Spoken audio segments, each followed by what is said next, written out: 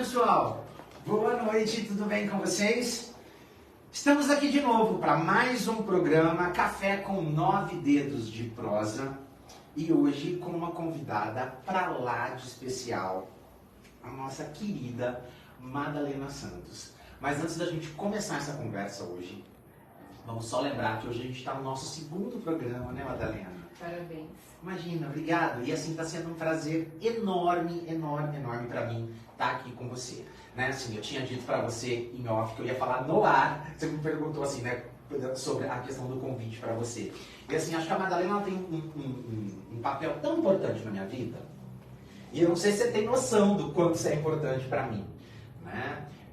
Todo mundo que me acompanha sabe de um processo por conta de uma temática de pesquisa, né, que é a questão da homossexualidade na escola, e o quanto que eu vivi um processo de silenciamento mesmo dessa discussão.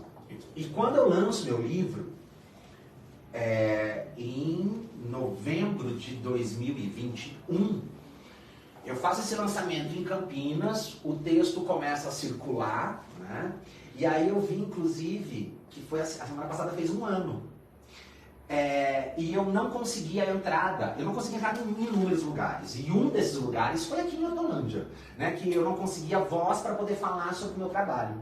E aí eu não lembro eu não lembro se fui eu que te mandei release, se você que viu o trabalho de alguma maneira. E aí eu sei que a gente entra em contato um com o outro, né? E aí você vira e fala para mim assim, olha, vamos fazer o seguinte... Vamos fazer uma live no meu canal pessoal, porque assim ninguém pode falar nada e ninguém silencia ninguém. Né? E aí é depois dessa sua live que todos os canais de podcasts, de entrevistas, eu vou chamar sempre de canais de resistência, porque até hoje nenhum canal oficial me chamou. Né? Mas foi depois da sua live comigo que na cidade esse trabalho ganha visibilidade. Então, assim, eu sou muito grato e eu não abriria mão de ter você aqui comigo de verdade, de verdade, de verdade. Obrigado. Ai, gente, começou. Boa noite, boa noite, boa noite. Primeiro eu quero agradecer muito o convite de estar aqui hoje com vocês no Café com 9 Dedos de Prosa, nome bastante interessante. E ao mesmo tempo dizer que você não tem nada que agradecer. Eu acho que Hortolândia tem muito a ganhar com você. Você é um intelectual, até falei para ele, olha lá, vamos lá nas conversas intelectuais.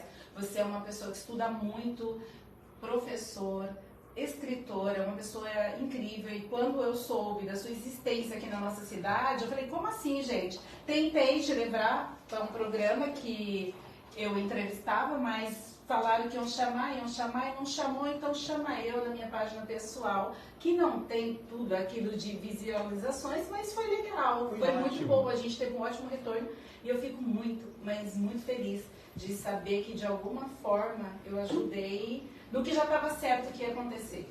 De alguma forma eu sempre falo que o professor abre o caminho, ele mostra o caminho pra gente que trilha por ele. Então eu fico muito feliz. E de repente eu mostrei o caminho e você só foi, porque você é brilhante, você tem muito a crescer no Hortolândia, eu não tenho dúvidas disso. Obrigada. Imagina, você que agradece. Pessoal, eu sou então Ronaldo Alexandrina, vou fazer minha autodescrição. Eu estou usando uma camisa social dobrada até o cotovelo, de cor, são cores muito pequenininhas, mas são verdes, azuis e pretas. Eu estou de calça jeans, tem uma mesa preta na minha frente, 2 microfones dourados, 2 copos d'água, 2 canecas, o estúdio tem as paredes brancas, com uma TV atrás de mim, com o logo da TV Hortolândia. Você quer falar, Jackson? Jackson já está aqui, acho que as pessoas estão falando com a gente lá na internet, já tem mensagem por aí? Na verdade, Ronaldo, eu queria que você explicasse para o pessoal o que é essa autodescrição, porque lá no outro programa o pessoal ficou sem entender. E aí seria bacana se a gente falasse aí pro pessoal para que serve a autodescrição. Tá, joia. A autodescrição era nada mais do que um recurso para quem é deficiente visual, que está nos escutando, mas não está nos vendo. Né? Então, eu acho que só falta falar que eu sou um homem cis, branco, enfim, acho que é isso, né? Tenho cabelo curto e tá pra cima como aqui. Vamos lá. Eu vou apresentar então Madalena Santos, ela complementa a apresentação, né? Madalena Santos, o arroba dela, pessoal, é madalenasantos.hrt, de Hortolândia mesmo, né, Madalena? Sim. Madalena Santos é filha de trabalhadora doméstica, Tereza, e do pedreiro Petrínio, tem 5 irmãos, formou-se em Ciências Biomédicas pela Metrocamp, é pós-graduada em Estética Facial e Corporal pela Uniararas, é também pós-graduada em Equipamentos Radioterápicos com ênfase em dosimetria pelo Hospital Albert Einstein e tem também MBA em Gestão Pública. Você complementa, Madalena? Você havia perguntado o que é esse negócio, né, de pós-graduação em equipamentos radioterápicos com ênfase em dosimetria. Aparentemente um nome complexo, mas é muito simples, é uma área da imagem onde tanto faz biomédicos ou tecnólogos em imagem podem trabalhar com cálculo de dose, planejamento de pacientes que têm câncer, por exemplo. Antes do paciente começar o tratamento, após uma consulta médica, ele passa pelo dosimetrista, onde vai fazer todo um planejamento do tratamento dele. Claro que sempre supervisionado por físicos médicos e o próprio médico. Então a gente trabalha numa equipe aí. Muito bom. Você faz sua autodescrição? Bom, vamos lá. Eu estou com um colar maravilhoso, gente, africano, lindo, que eu ganhei, amarelo, verde e vermelho e branco, e uma camiseta verde. Perfeito. Madalena, vamos para o nosso primeiro dedo de prosa? Bora. Você quer café?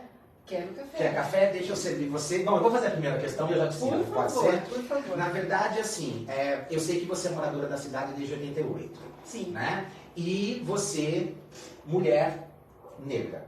Sim. É militante das duas causas. Sim, também. E aí, apesar de nós termos muita discussão sobre a questão da mulher, inclusive hoje, ontem, 5 anos sem Marielle Franco, né?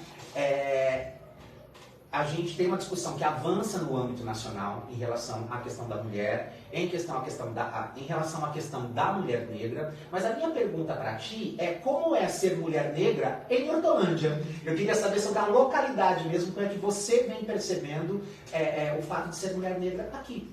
Tá, então vamos lá. São várias perguntas em uma pergunta.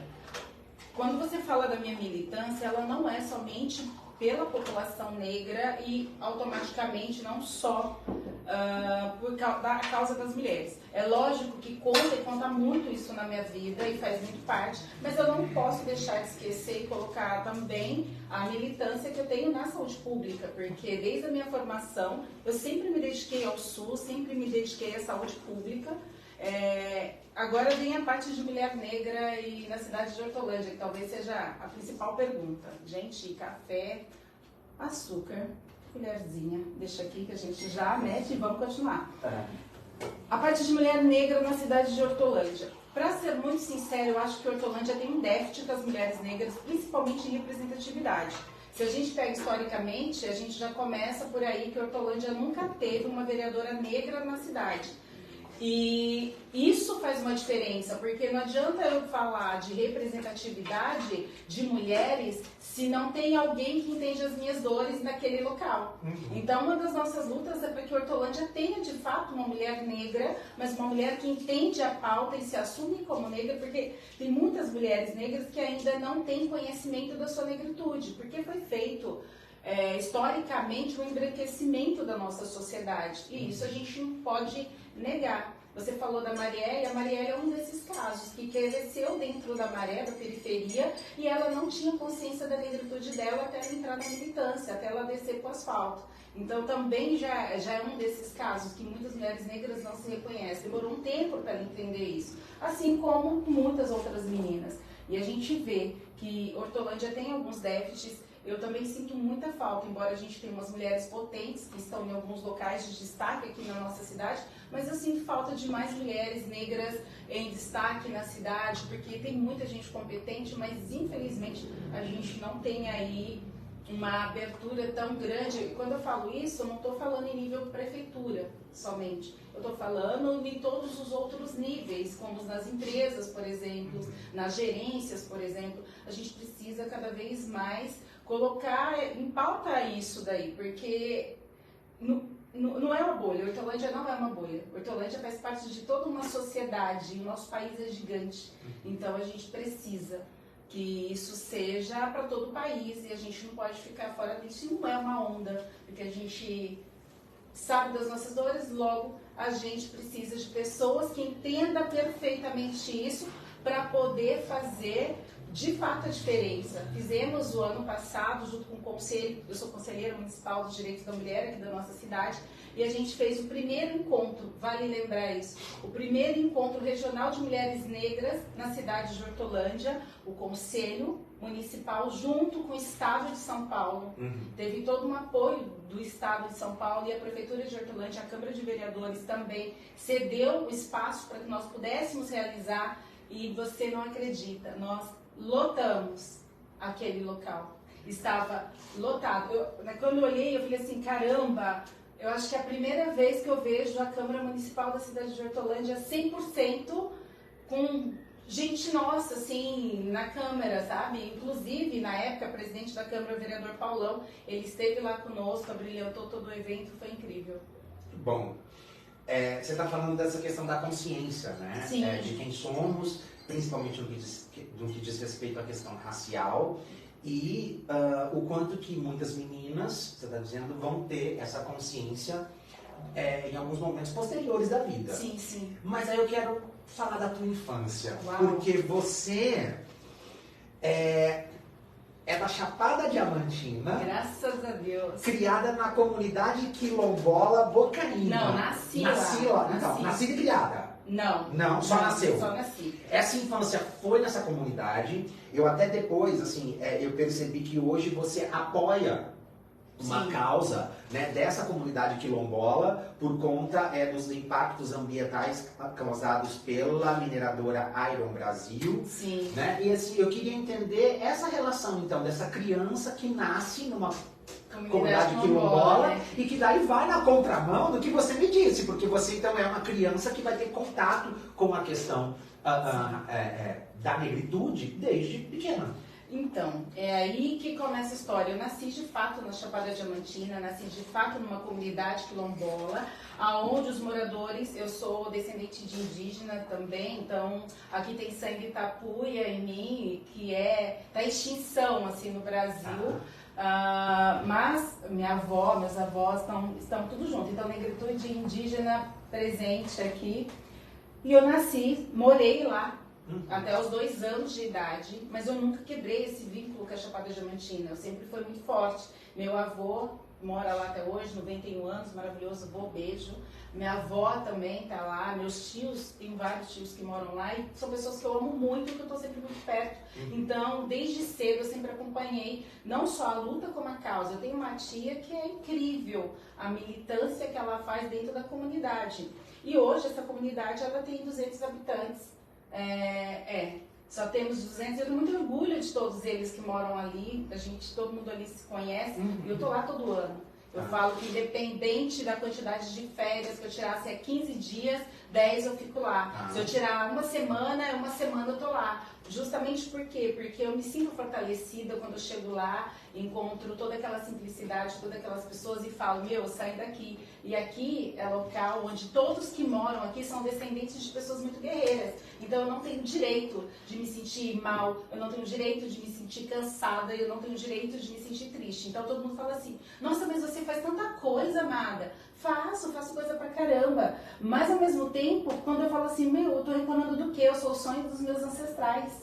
Os caras trabalharam muito e foram gente que nunca baixou pra ninguém, sabe? E foram pessoas que eles sempre fugiram da onde tentaram prendê-los. Então são pessoas que lutou pela liberdade e muitos deles conseguiu. E o lugar que eu nasci, ele é lindo. Eu tenho muito orgulho de falar dele porque quem conhece um pouco da história da negritude sabe que quem fugia só fugia para locais que tinham serras, justamente por quê? Por conta da dificuldade dos senhores encontrá-los.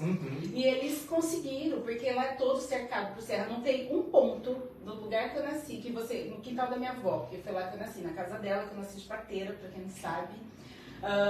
Tava lá, nasci, num ponto do quintal dela, qualquer lugar que eu giro, eu vou dar de encontro com serras. Eu acho isso assim, incrível. Só tem o céu, nós e toda aquela paisagem que Deus preparou exatamente para o meu povo. Eu tenho muita certeza disso. E aí você sai de lá e já vem pra cá? Nada, eu falo assim que eu sou baiana de coração, de alma, de tudo, mas eu fui adotada por São Paulo também, morei em Diadema, morei num bairro que antes eu achava que era bairro, mas hoje eu sei que é uma favela, que é Eldorado. Então eu morei lá em Eldorado por um tempo. E depois vim para Hortolândia. Hortolândia eu cheguei em 88. Foi o ano que inaugurou. Eu sempre falo isso, gente, porque eu sou doente por Hortolândia, todo mundo sabe. O pessoal que trabalha comigo fala, nossa, você pinta Hortolândia como a primeira maravilha do mundo. Eu falei, gente, mas só perde pra Chapada Diamantina. Fazer o quê? Fazer o quê? Não posso fazer nada. E eu cheguei em Hortolândia no ano que inaugurou a escola do Mandaum, porque eu sempre estudei escola pública, com exceção das minhas faculdades, que eu já trabalhava para pagar, mas antes eu fiz um curso técnico para ter dinheiro para pagar. Então, eu estudei na escola do Mandaum no ano que inaugurou. Eu lembro que a minha mãe mudou no dia 14 de fevereiro de 1988, justamente porque na segunda-feira nós teríamos aula.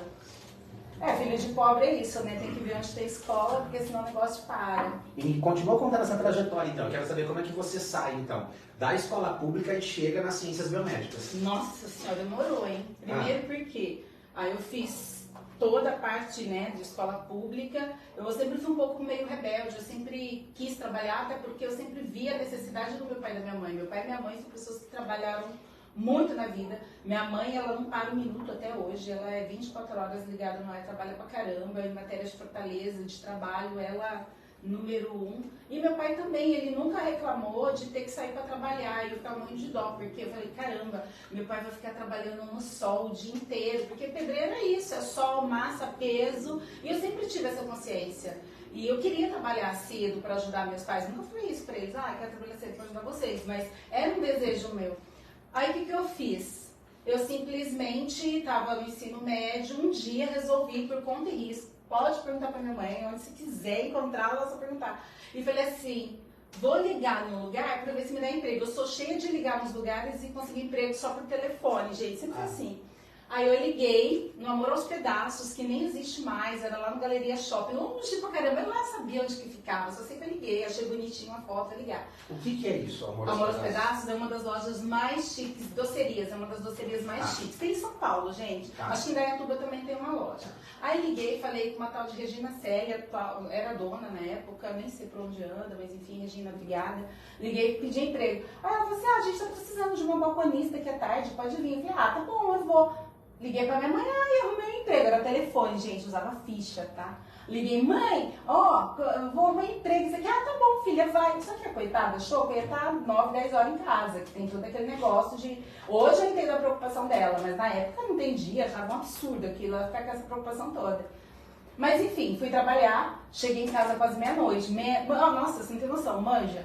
Saí lá do Galeria Shopping, vim de ônibus com a Amanda, né? Pro Amanda. Aí quando eu cheguei, minha mãe quase morreu do coração. Onde você estava? Estava no meu emprego, toda feliz e satisfeita, ainda no ensino médio. Só que nessa época eu já estudava em Campinas, no Orosino Maia. Aí ela falou, não tá certo isso, você é de menor, não vai trabalhar lá. Eu falei, tá bom. Eu vou sim. Aí eu sou dessas. Não, eu vou sim, é trabalho. Como que eu vou falar não? Sabe o que a minha mãe fez? Catou o telefone, ligou na loja, falou um monte pra dona da loja.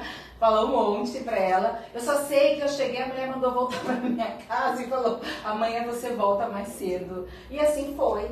Mas ficou trabalhando? Fiquei trabalhando, fiquei lá um tempão, maravilhosa, virei caixa depois, enfim. Conheci vários artistas que o povo ia lá comer, então já tive um contato com uma galera que eu gostei bastante, que você só via pela TV e falava, uau, é meu cliente, sabe aquelas coisas? Então foi bem legal.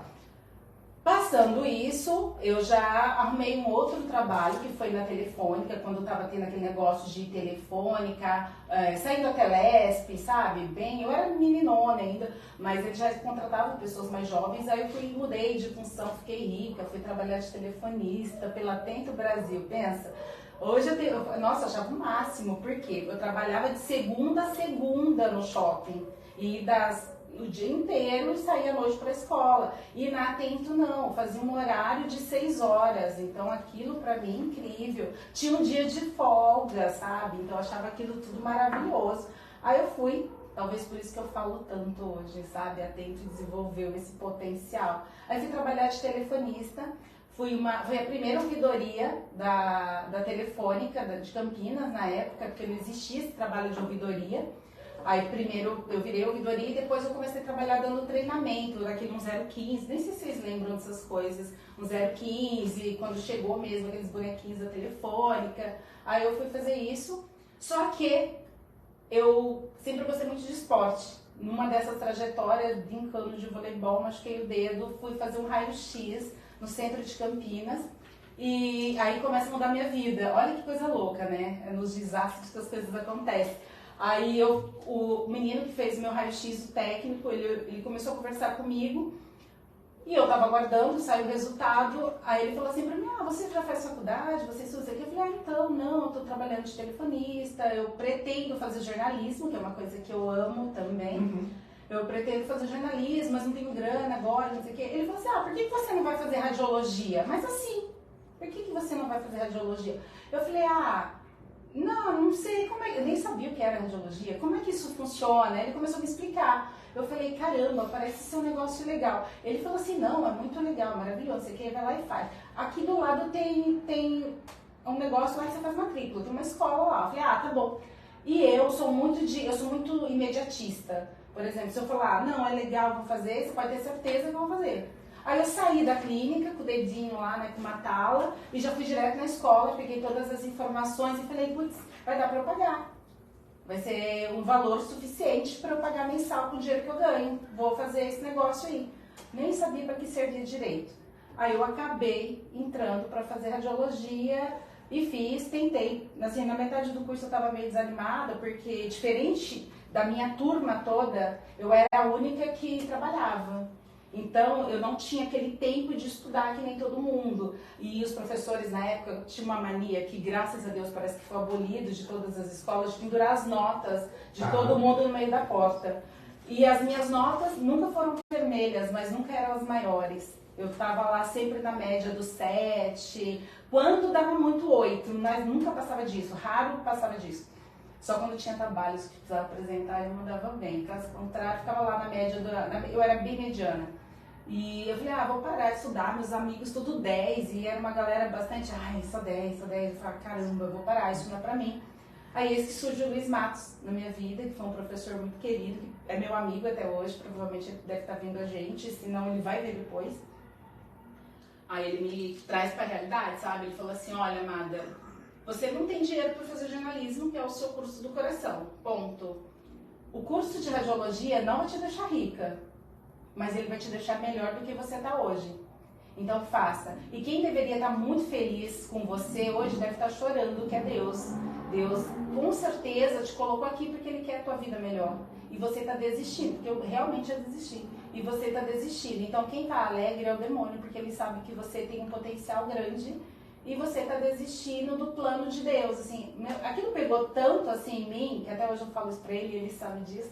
Aquilo pegou tanto em mim que eu falei, caramba, que meleca, né? Vou continuar esse curso. E acabei continuando e realmente foi um divisor de águas na minha vida. Me formei e assim que eu me formei, eu lembro que me formei no começo de fevereiro.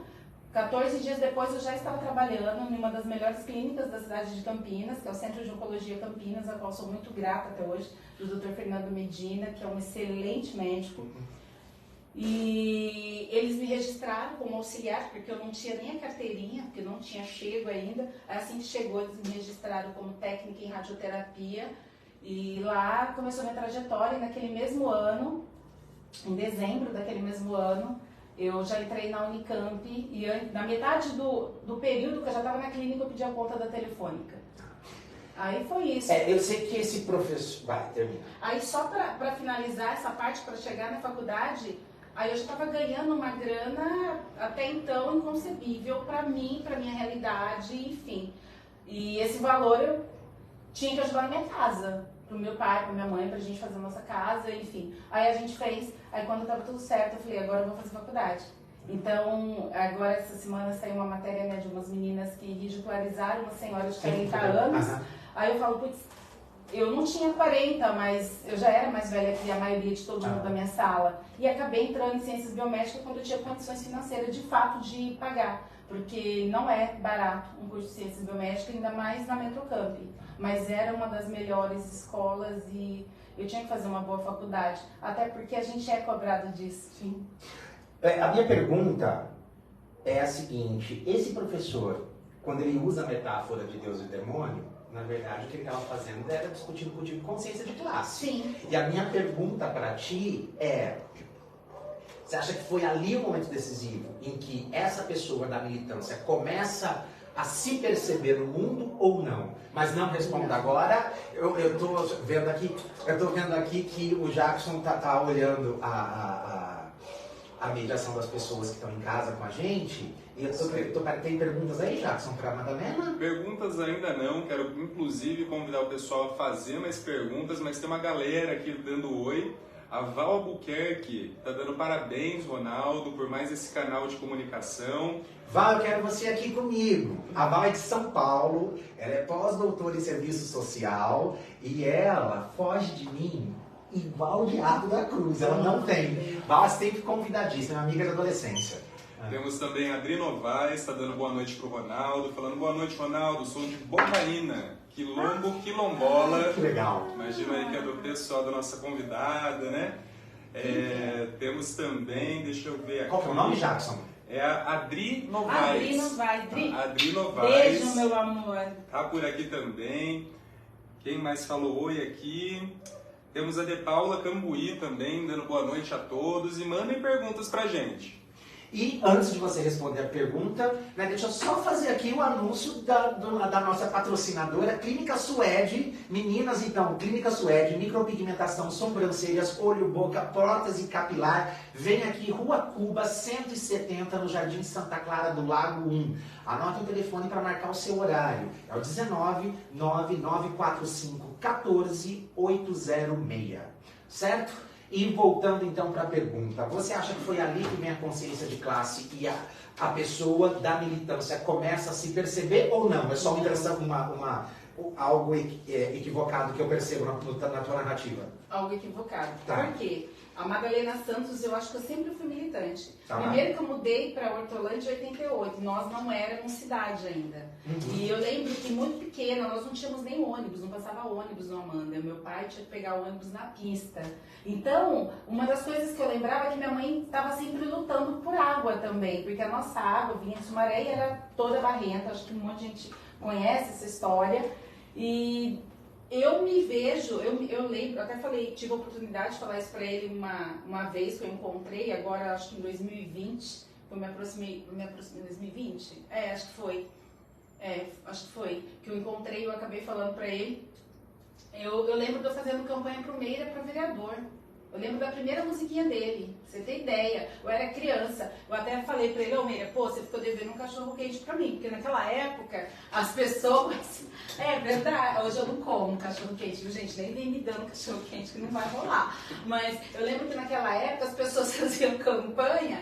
É verdade, ó, Meira, tá devendo, depois você paga aí. Naquela época as pessoas faziam campanha e tinha o horário do almoço e levava cachorro quente, sabe? Era aquele pãozinho mesmo com cachorro. Eu era criança, gente. Eu lembro da musiquinha, pra você ter ideia. E eu fiquei esperando meu cachorro quente não veio. Todo mundo recebeu ali na rua, menos a bonita aqui. Aí eu fiquei traumatizada, eu acho, hein, ó, pra falar isso aqui. Fiquei, ó, que chocante. Mas enfim, a militância acho que começa ali. Aí depois eu entrei na Pastoral da Juventude, que é um grupo de jovem, enfim, virei coordenadora de grupo de jovem e me aprofundei na militância já um pouquinho mais tarde, em 2010 mais ou menos, quando eu conheci a galera do PSOL, só que eu era mais presente no PSOL São Paulo e PSOL Campinas. É isso. Entendi. E aí, no meio disso tudo, porque assim, o que eu acho que é bacana na sua trajetória é que você vai trazendo a questão da mulher, sim, a questão da mulher negra e aqui no meio disso tudo a questão da saúde pública, né? E aí, assim, você vai trabalhar na área da saúde e eu queria saber de onde começam a vir os seus primeiros incômodos, então, né? Porque quando a gente vai para a área, a gente começa a olhar para aquele espaço que a gente está. E tendo os nossos incômodos, é isso que a gente vai transformando nas nossas lutas por melhorias de política pública aí, né? Sim. Eu queria saber dos seus incômodos, então, na área da saúde pública. Eu ainda vejo muita coisa que precisa ser... Bom, primeiro que eu sou uma defensora nata da saúde pública. Eu acho que a saúde pública, sem dúvida alguma, é a melhor criação e a melhor luta popular que houve. Porque a gente pensa que saúde foi coisa de governo, e não foi. Foi luta popular, luta de classe, luta de pessoas para ter uma saúde. E hoje, por mais reclamações que as pessoas tenham da saúde pública, eu entendo que sem a saúde pública seria muito pior. Então, eu sou defensora nata. Primeiro, já começa por aí. Segundo, porque eu sempre vejo a saúde não igualitária para todo mundo. E embora seja isso que é pregado para nós, que a saúde tem que ser igual para todos, desde que esteja no território brasileiro, todo mundo tem o direito à saúde. Só que eu sei também que as pessoas... É porque eu sempre faço uma ligação minha aqui e é do pessoal de mais longe, dos nossos recôncavos aqui do nosso país. E esse pessoal, eles são totalmente desprovidos, mas a gente também tem gente aqui que é totalmente desprovida de saúde pública. Então, a minha luta é para que, de fato, a saúde pública chegue em todo mundo. Embora eu sei que isso é muito complicado, muito difícil, porque saúde pública gera gastos e gastos enormes e as deficiências das pessoas são muitas, porque nós vivemos num país que não se trabalha prevenção. Então, quando não se trabalha prevenção, a gente tenta tratar doença. E eu sempre estive no meio da oncologia, então era tratando doença mesmo. É isso, é que eu não sei, tá dentro ainda? Tá super dentro. Tá super dentro. Tem questão aí ou não? Não temos questão, mas tem também o Flávio Henrique, o nosso grande amigo, tá sempre aí com a gente nas lutas políticas da cidade, né? Flávio, um abração aí, amigão Flávio. Sim, Flávio, um beijão pra você. Porque você traz a questão da prevenção. E aí, eu sei que você é conselheira municipal, né, aqui em Hortolândia, dos direitos da mulher, e você leva essa questão da discussão da violência doméstica, da prevenção ao suicídio, da violência doméstica, do suicídio, da prevenção do câncer de mama, do colo do útero, da próstata e das ISTs. E aí, Madalena, eu não sei você, mas muitas das bandeiras que eu carrego é pela empatia da dor do outro. Sim. Né? E aí eu queria saber um pouco de você nesse sentido, assim, porque o trabalho de prevenção ele vem justamente para que a gente possa olhar para quem não vive a dor. Sim. E tentar garantir, com a nossa ilusão utópica, né, de que outras pessoas não passem por aquilo. Eu queria saber um pouco desse seu percurso, assim, dessas bandeiras que você carrega no conselho. Primeiro, quem estuda qualquer coisa que envolve saúde, sabe que saúde não é só curar doença. Começa por aí. Então, a gente sabe que saúde ela é bem-estar, ela é promoção de vida para as pessoas. E quando você entende esse conceito, você entende que até cultura é saúde. Então, não tem como dividir a gente automaticamente e querer falar que nem uma coisa bem metódica. Os médicos do passado, eles cuidavam de você num todo. Hoje não, tem médico de cabeça e pescoço, tem médico para tórax, tem médico para qualquer coisa, sim, qualquer ponto do seu corpo. E automaticamente, saúde, ela tem que ser ampla. E quando a gente entende saúde como pública, a gente tem que pensar em bem-estar. E me entendendo como mulher negra, não querendo fazer distinção do gênero dentro do próprio gênero, porque eu sei que eu estou no Conselho Municipal das Mulheres e defendo essa causa e estou na luta, dou palestra, só chamar, viu, gente? Pode chamar que eu vou, não tenho frescura nenhuma. E eu falo disso, eu tenho que falar da violência, mas eu também tenho que fazer um recorte dentro dessa violência e pôr a mulher negra ali também, falar, gente, olha, tá tendo violência doméstica, a gente é o 5º país que mais ocorre violência, que mais somos atacadas, só que dentro desse número existe um número X para mulheres negras. A gente é a maioria, então a gente tem que falar sobre isso também, não querendo fazer distinção do gênero e do próprio gênero, até porque eu entendo que a mulher branca, quando ela foi para a luta, justamente para poder conseguir emprego, para poder trabalhar e se inserir no mercado, foi uma coisa que a mulher negra nunca precisou fazer. Por que não? Porque a gente, quando veio pra cá, quando a gente foi traficado pra cá, porque eu acho que um dos primeiros tráficos que aconteceu foi da população preta, a gente chegou aqui já tendo funções definidas. Já tinha trabalho. Já tinha trabalho. E quando as mulheres mulheres iam para a luta para procurar o mercado de trabalho, a gente ficava lá já cuidando dos filhos dela para que elas fossem para a linha de frente fazer a luta lá em busca de um trabalho que nós já tínhamos e que nós nem queríamos aquele, até porque nós não poderíamos fazer um outro. Tiraram a gente, traficaram a gente da nossa região e trouxeram para cá. Então eu entendo toda essa discussão e ao mesmo ponto eu também vejo que hoje as nossas mulheres brancas também estão sofrendo, elas também precisam que a gente esteja na luta e lutar unida, lutar junto, para que a gente possa estar tentando mudar esse índice de violência que está. Você está trazendo isso, Madalena, e eu fico pensando, né, eu acho tão bonito quando você diz, né, que pensar a cultura é pensar a saúde pública, né? Quando a gente vai pensar educação, quando a gente vai pensar esporte, quando a gente vai pensar o bem-estar social, de um lazer, né, de uma maneira geral, a gente está pensando em saúde pública.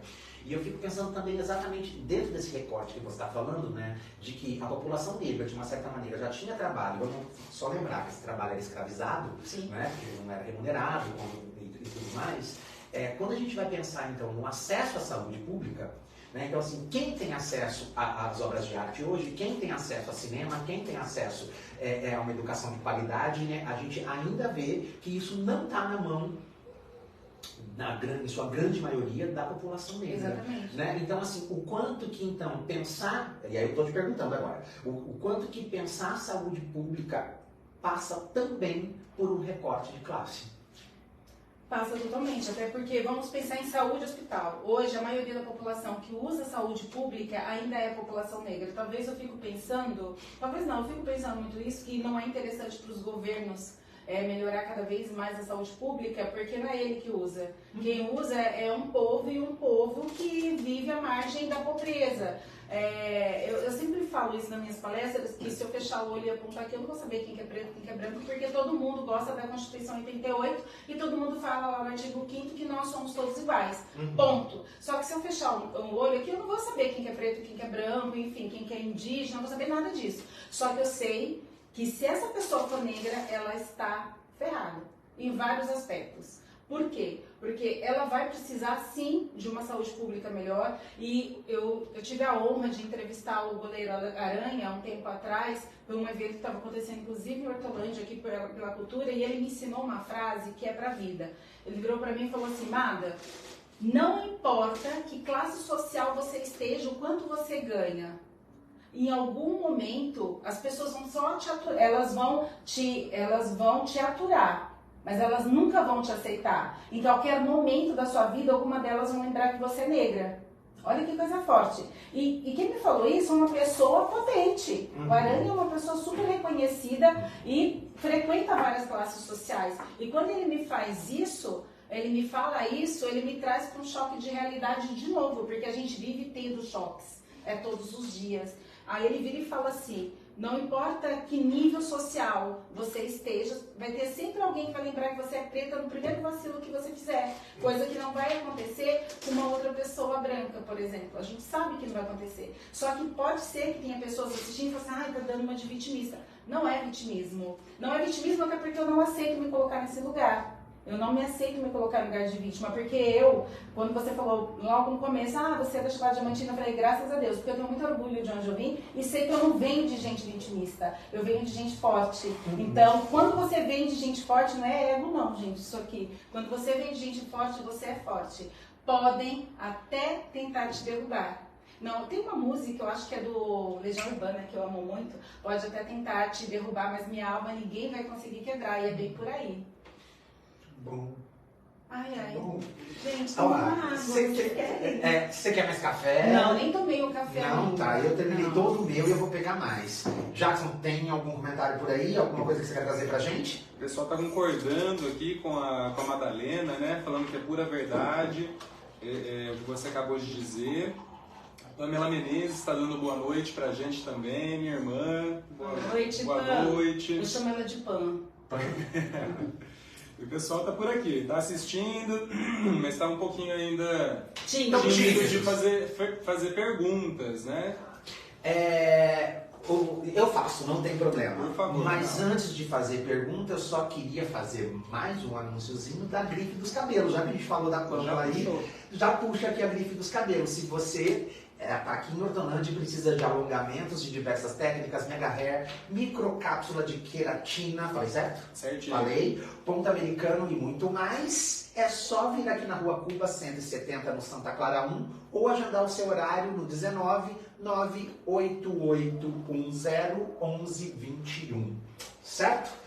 A gente estava falando sobre essa questão da importância dos grupos minoritários estarem nos espaços de poder. A gente trouxe isso hoje, né? E aí, muitas vezes, a gente pensa nesses espaços de macro-poder, né? Então, sei lá, a prefeitura, a Câmara, a Assembleia, né? Mas eu percebo que a gente também tem os micro-espaços de poder, né? Então, por exemplo, a gente tem hoje aqui um homem gay com uma mulher negra, né? Veiculando uma discussão que está atingindo muita gente. Sim. Isso também é um espaço de poder que acontece nas micro-relações. E a gente pode dizer que a gente ocupa hoje, ou vem lutando para ocupar esses espaços. O que eu queria saber de ti é assim, eu estava vendo o Big Brother há um tempo atrás, e aí tinha lá o médico, o Fred Nicásio, um homem negro, e ele falava dessa relação de quando ele ia atender o paciente negro e via ele no espaço do médico, que é um espaço que não foi desenhado para aquele corpo negro, né, desenhado socialmente. Né? E aí eu queria saber se você já teve essas experiências, assim, de outras meninas negras, adolescentes negras. Eu estou tocando naquela Madalena adolescente de lá de trás, né? E, assim, e como que foi esse movimento, se já viveu algumas experiências nesse sentido, se de alguma maneira, porque eu acho que a beleza desse programa eu tenho trazido pessoas que me inspiram, Madalena, e você inspira. E aí eu queria saber se você já teve contato com outras pessoas, que não eu, mas dessas meninas negras, que te veem hoje como alguém que ocupa espaço. É engraçado, porque as pessoas acham, assim, quem me conhece hoje acha, não, é uma militante, sei lá, deslumbrada, saiu de um partido, porque é bem isso que as pessoas pensam, né? Só que poucas pessoas conhecem a nossa trajetória, por isso que eu não admito ser julgada por ninguém que não conhece a minha história, já começa por aí. E já passei por experiências, quem não, ainda mais sendo mulher negra, enfim, quem não passou por isso. Eu lembro que eu já estava formada, só que eu não tinha carro na época, eu estava no ponto de ônibus do Amanda, aí chegou um cidadão, que todas as vezes que eu olho para a cara dele eu lembro disso, aí ele chegou em mim e falou assim, você está indo trabalhar? Eu falei assim, tô. Aí ele pegou e falou assim, e como que é ruim fazer faxina? A minha mãe é doméstica. Aí eu virei pra ele e falei assim, eu não sei porque eu nunca fiz, mas a minha mãe nunca reclamou. Ele, mas você não é faxineira? Eu falei assim, não, eu não sou. E o que você faz? Aí na época, eu só trabalhava como técnica, mas já de radioterapia. Eu trabalho, eu acho que eu não falei, eu já trabalho, né? Mas enfim, eu tava indo pra Unicamp, que na época eu já estava lá. Aí eu falei, não, eu trabalho em radioterapia, eu não sabia nem o que era radioterapia. Aí eu falei, então acabou, sabe? Aí morre a conversa, quer fazer graça e não tem nem conhecimento, então não dá nem para levar em conta. Mas eu sei que ali teve algumas coisas influenciadas, a percepção dele foi algo estrutural, tem racismo junto, tem uma série de coisas. Então são algumas coisas que eu já passei e com certeza vou passar ainda mais. Mas experiências positivas. Experiências positivas. Tem um monte. Tem um monte de coisa boa também. Eu falo que a gente não é só dor, a gente também é alegria. Eu tenho muito orgulho da minha campanha de 2018, que eu saí candidata a deputada estadual, sem R$1, vale lembrar isso. Não tinha nem material. Na última semana eu fiquei, por exemplo, 0 material e as pessoas fazendo campanha já estavam até dentro de casa já e mandavam só pro WhatsApp, enfim. E eu falava assim, gente, pelo menos a minha candidata a deputada federal, tomara que ela seja eleita, porque eu era a única pessoa da cidade que estava fazendo campanha para ela, que é essa minha Bonfim. Tomara que ela seja eleita, porque eu só entrei nesse barco para ter pelo menos aí uns 50 votos, que era bem a minha ideia, para fazer campanha para ela, não sei o quê. E eu lembro que assim que a gente fez, que eu estava fazendo essas campanhas, eu encontrei muita gente na rua, muita gente que eu já não estava conversando todos os dias, até por conta do meu trabalho, eu trabalho muito, assim, enfim. Aí as pessoas vinham conversar comigo e falavam assim, nossa, Amada, que legal, eu lembro de você lá na rua, do Amanda, indo pra escola, não sei o quê, e você tá saindo candidato, e olha porque eu sempre faço um currículo de quem eu sou, hoje eu vou nos meus panfletinhos, eu digo manual, não é nada profissional, assim. Aí a galera pega e fala assim, você hoje trabalha na área de saúde, não sei o quê, nossa, que legal, uma mulher negra, não sei o quê. E aí eu vejo que tem pessoas que se inspiram nas nossas lutas. Eu recebi, essa semana, já mudando total, eu recebi essa semana, dei umas palestras da semana passada, uma menina que mandou mensagem pra mim e falou, olha, eu estava na sua palestra, eu amei, eu achei muito legal, que não sei o quê. Então, essas coisas falam, olha, vale a pena lutar. Não importa se você está dentro da prefeitura ou está fora da prefeitura, a gente tem um trabalho gigante aqui na base para fazer, entendeu? Então a gente precisa fazer esse trabalho aqui na base, porque é onde a gente se sente mais humano também, é onde a gente está mais próximo das pessoas. Eu acho que eu já passei da fase de status. Eu tenho muito orgulho de falar que eu sempre trabalhei nos melhores lugares. E eu tinha uma dificuldade muito grande de entrar em Hortolândia para trabalhar, inclusive. Eu fui supervisora do Centro Infantil Boldrini por 9 anos. Eu ajudei a montar toda aquele trajetória, todos os primeiros técnicos ali da radioterapia. Trabalho na Unicamp há quase 20 anos. E trabalhei no Centro de Oncologia Campinas com muito orgulho. Eu falo que eu saí de lá, mas é um dos lugares que eu mais indico, né? Você pedir a conta para ir para o Boldrini, que também era considerado um dos melhores serviços. O Boldrini é o melhor hospital infantil da América Latina. E eu tinha um questionamento, como assim, gente? Eu trabalhei nos melhores lugares aqui, estudei em uma das melhores faculdades desse país, e por quê? Não da minha faculdade, mas da minha pós-graduação. Por que eu não consigo trabalhar em Hortolândia? Então eu tinha esses questionamentos, aí esse que aconteceu. Hoje eu trabalho no UPA Nova Hortolândia. Enfim, eu faço raio-x no UPA do Nova. Inclusive, foi o primeiro lugar que eu faço raio-x, porque em todos os outros lugares eu sempre trabalhei com radioterapia. E, por sinal, acho maravilhoso, eu adoro fazer raio-x, foi onde eu comecei, então tem toda uma história. E tem muita coisa legal, e é muito legal, às vezes, quando eu estou atendendo, que eu gosto muito da parte humanitária de atendimento, eu converso com os meus pacientes. Primeiro que eu chamo o paciente pelo nome, que é uma outra coisa que é diferente, que as pessoas normalmente, deveria ser comum. As pessoas não pode vir, o próximo, não sei o quê. Gente, o paciente tem nome, tem sobrenome. Aí quando você chama pelo nome, você conversa, e eles viram e falam, nossa, que legal, que não sei o quê. Isso são coisas boas, são retornos bons que a gente tem diariamente também. Tem muita coisa ruim, mas tem muita coisa maravilhosa. Para terminar, tá acabando já. Tá bom. A pessoa fica lendo minhas fichas, gente. Eu não tô lendo, Você tá lendo minhas fichas, gente. Os olhinhos aqui, ó. Então agiliza essas perguntas. Ó, pra terminar, eu queria saber, você tá trazendo tanto a importância da luta, né? Então, quando você olha pro teu percurso, a minha pergunta é, o que você aprendeu com a tua trajetória e o que você sonha? O que eu aprendi com a minha trajetória? Caramba, velho. Eu acho que tudo é possível. Você sabe aquele... Agora teve um programa da Xuxa, né, no Altas Horas, que querer é poder e conseguir. Então, gente, ó, querer é poder sim, mas se você for preta, luta 500 vezes mais que você consegue, senão não vai ter jeito. Ela esqueceu desse detalhe aí. Mas eu tenho orgulho das coisas que eu fiz. E eu não tenho problema. Porque, assim, é engraçado quando a gente fala que a gente tem orgulho das coisas que a gente fez e de estar onde a gente está hoje. Primeiro que quando você fala isso, parece que ela tem ego elevado, que não sei o quê, que não sei o quê. Não, mas é ter orgulho mesmo, porque a gente sempre foi acostumada a virar, quando você fazia um elogio, virar e falar, não, para, que isso, não sei o quê, se menosprezar. Só que você sabe o que você passou. E quem tá com você também sabe o que você passou. Então, não dá pra gente olhar e falar, que não sei o quê, não sei o quê. Não, poderia ter feito coisas muito melhores, poderia.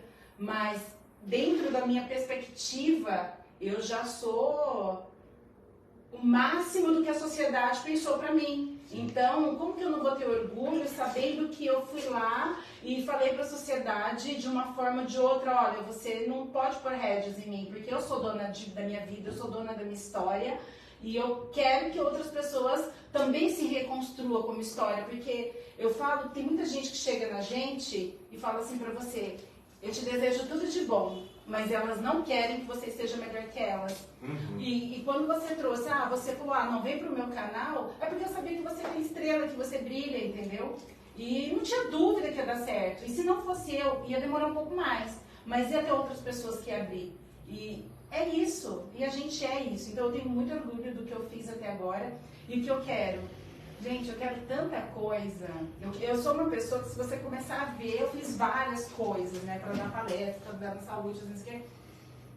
É porque eu acho que a gente tem muito a avançar. E acho que a gente não pode se limitar a uma coisa só. Aqui no Brasil é muito engraçado. As pessoas, elas se formam num treco e quer fazer aquilo para a vida dela. Só que se você for, por exemplo, para a África, por exemplo, e começar a estudar, você vai ver que as mulheres fazem um monte de tarefas, uma diferente da outra. E isso não é ser perdida. Isso é você abrir tua mente e potencializar ela em várias outras tarefas. E falar, não, eu consigo. E a gente de fato consegue. O nosso tempo é todos iguais, é tudo 24 horas para todo mundo. Mas o que é que você faz nas suas 24 horas? Tem gente que prefere sentar no sofá, eu prefiro fazer outras coisas e tá tudo certo. É isso. Bom, e o nosso último dedo de prosa, o 9º dedo, é sempre uma pergunta do convidado para mim, né? Ai, caraca! Ah, não vem não, vamos lá. Ai, deixa eu falar que eu apresento um programa também. Pode, porque pode falar. A minha galera deixou eu estar aqui hoje também. Vai lá. Gente, eu apresento lá no portal Hortolândia, entrevistas no portal, né? Portal Entrevista, que vai ao ar sempre às quartas-feiras, 21 horas. Mas hoje, claro, eu estou aqui. Vamos lá. Não, mas tudo bem, tudo certo, tudo acordado, somos migres, então não tem problema. E fala do programa, fala do programa. Portal Entrevista com Madalena Santos. Você traz geralmente quem? Pessoas diversas, tem temática, como que é? Eu estava com um programa só político, então só entrevistava as figuras públicas. Agora não, agora eu converso com todas as pessoas e eu gosto de conhecer pessoas, conhecer suas histórias, conhecer suas lutas, suas trajetórias, enfim. Eu falo com pessoas comuns que são incríveis e que às vezes não tem nunca oportunidade de aparecer. E gente que às vezes eu conheço no dia da entrevista, assim, então legal. É muito legal. A gente vai descobrindo um monte de coisa. Legal. Isso. A minha pergunta para eles, vamos ver, gente, o que meu cérebro vai pensar agora. Preciso desse café, calma aí. Tá bom? Meu caro, já lembrei de uma coisa que eu preciso perguntar. Vamos lá. Essa semana eu estive conversando com você e a gente entrou, e a gente entrou numa discussão que te fez até comprar um livro. Me senti muito honrada de saber que eu inspiro pessoas a comprar livros. Isso é uma coisa muito fofa e eu acho que é isso, o Brasil tem que ler, porque se ensina é o começo de tudo, por que não ser professora, entendeu? Mas vamos lá.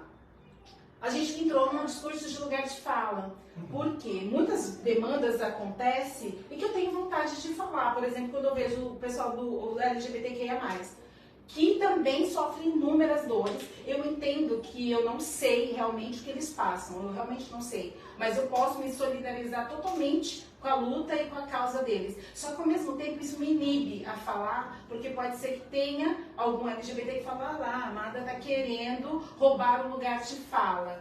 Aí eu te transformo essa pergunta. Você acha que isso faz todo sentido ou não? Ou você acha que a gente pode conversar com todo mundo e defender a causa do outro se o outro está sentindo dor, para você não ser conivente com a dor do outro? Eu não sei, o que você entende por lugar de fala? Não sei se você já leu o livro. Tá, vamos lá. Não chegou ainda. O livro está falando, pessoal, da Djamila Ribeiro, Lugar de Fala.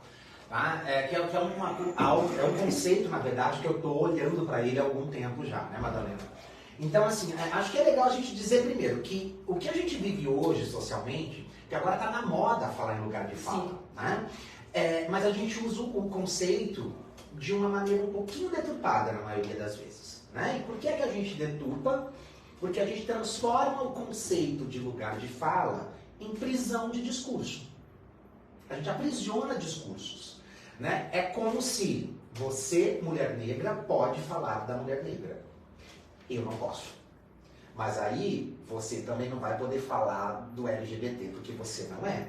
Sim. E aí eu posso. E eu acho que quando a gente pensa no conceito de lugar de fala, ele existe para delimitar o lugar do discurso do outro. E esse discurso é lógico, porque ele não pode ser apropriado. Mas ele não significa que eu não possa dialogar com o outro e sobre o outro.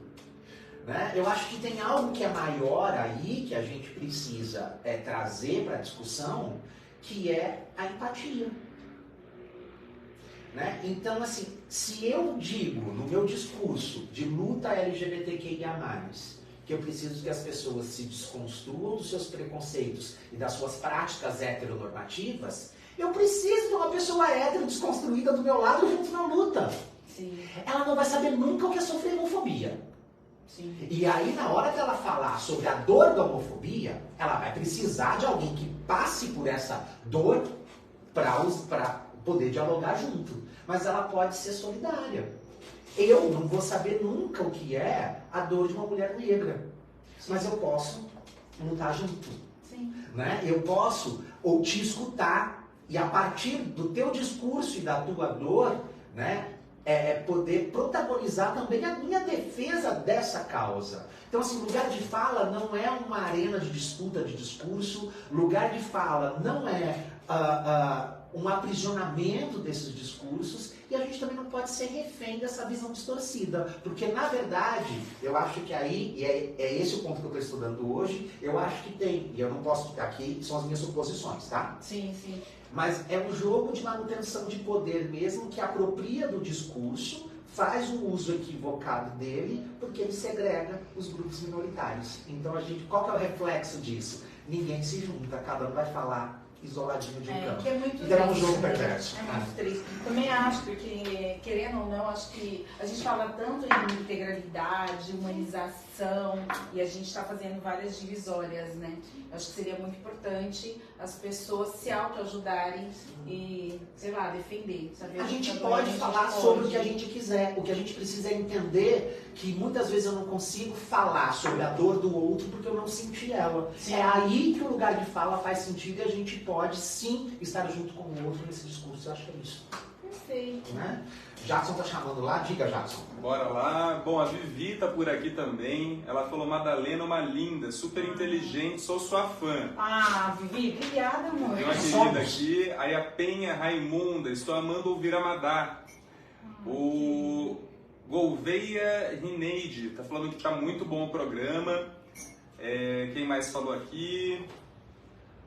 Ó, o Ferreira, o Edson. Nosso amigo Edson falou: boa noite, gente. Grande Ronaldo, pessoa de sonoridade ímpar.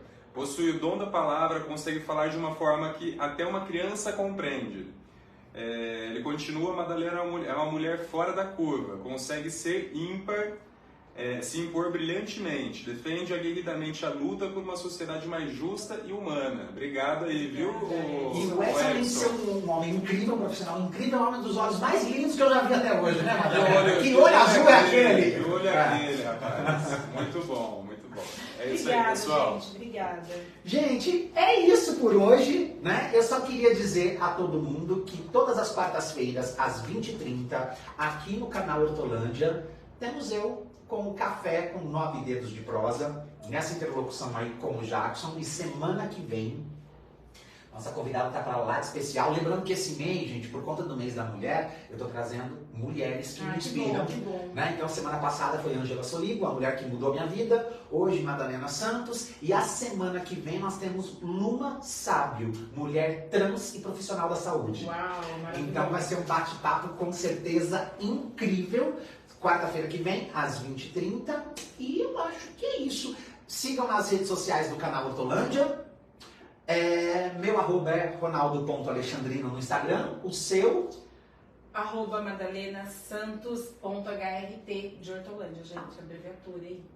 E eu acho que é isso. Terminamos por hoje. Obrigada. Prazer. Amei. Obrigado. E pede aí, né, pra galera, pros seguidores de vocês seguir o canal também, pra ajudar a gente nessa luta. Segue o canal, a gente tá pensando em um monte de novidades, inclusive. Teve fotinhos pra gente postar lá nas minhas redes? Vamos fazer. Sai do lado aqui já faz. Fechou? Beijo, gente. Pessoal, obrigado, boa noite e até quarta-feira que vem. Tchau!